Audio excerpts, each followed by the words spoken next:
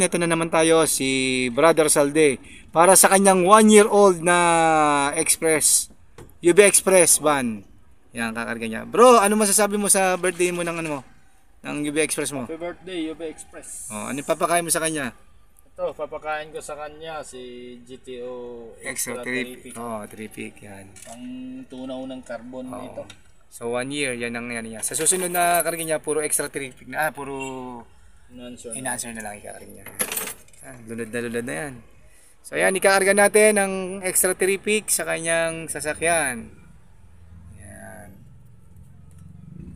So yung langis niya, 1 year na siyang walang change oil. No change oil po. Oh, yan, no change oil. Yung langis niya, hindi pa rin ganun pumuti, pero nung i-check namin, talagang napakalambot ng langis niya. Tsaka maganda pa yung lapot niya. Panalo pa rin. Ayan, so, okay na bro. Oh, ayan. Ay. Shoot mo palit. Yung ano.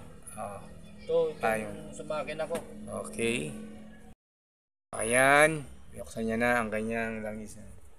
Ilalaglag na ang Super Oil Extra Terrific natin. Yan. Ito na bro.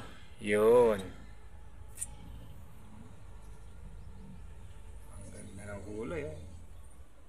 Berding-berde. 1 years old. No change oil. Ito lang po ang ginagamit ko. Yan. GTO. Si Brother Salde, Climate Hero, GTO user. Yan, shoutout kay Kuya Pedex. Yan. Baka naman, GTO. Yan. So, okay. So, ganun pa rin. Sigurado yan.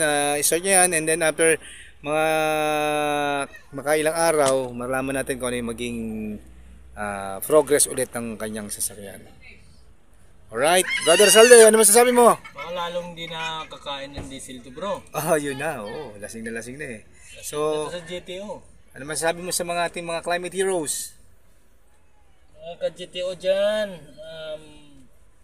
ito na po ang patunay. Ang sasakyan ko 1 years old na po. 1 year old, okay. 1 year old na. Walang change oil. Talagang subok na to sa daan. Yan, okay. Araw pa na sa biyahe. So magpapaalam na tayo. So sa susunod ulit na aming vlog, yan ang sasakyan niya. GTO.